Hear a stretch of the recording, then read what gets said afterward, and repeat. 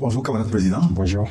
Je voudrais d'abord vous transmettre fidèlement les salutations, l'admiration et les encouragements des peuples togolais et africains, ainsi que la profonde gratitude de l'ambassadeur Sogolou Kegewé, à qui vous avez fait un grand honneur, en même temps que le professeur Franklin Amsi, madame Nathalie Yamb, et Dacier du Burkina Faso, en les désignant membres du conseil d'orientation de l'Institut des peuples noirs, IPN Farafina.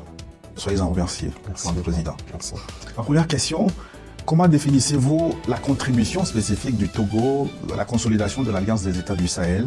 Considérez-vous le Togo comme un partenaire stratégique de cette nouvelle architecture, bien qu'il ne soit pas membre de l'AES? Le Togo est un pays, en tout cas je tenais à remercier beaucoup le peuple togolais et leurs autorités.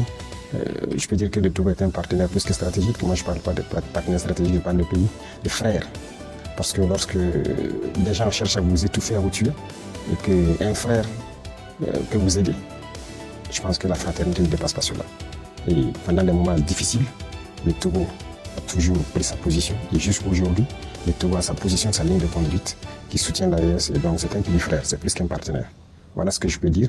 Et le Togo a posé beaucoup d'actes, que ce soit sur le volet économique, à travers donc la route maritime, certes, mais même dans le volet de la défense. Le Burkina Faso, par exemple, et le Togo, nous avons une coopération très étroite dans la lutte contre le terrorisme et tout. Et ça, il faut s'en féliciter. Nous sommes au-delà de ce que les gens peuvent imaginer, je le disais souvent.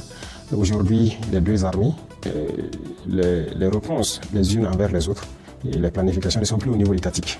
Ce n'est pas comme avant quand un avion au Burkina doit intervenir, ou bien un avion togolais doit intervenir. Il faut qu'on appelle jusqu'à la présidence, avoir les autorisations de traverser les frontières. Non, c'est au niveau local.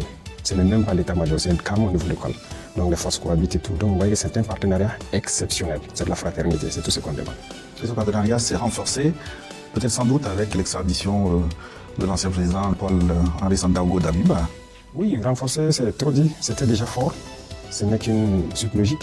Le Togo ne peut pas être en fraternité avec nous et laisser sur son sol quelqu'un qui cherche à détruire ses frères.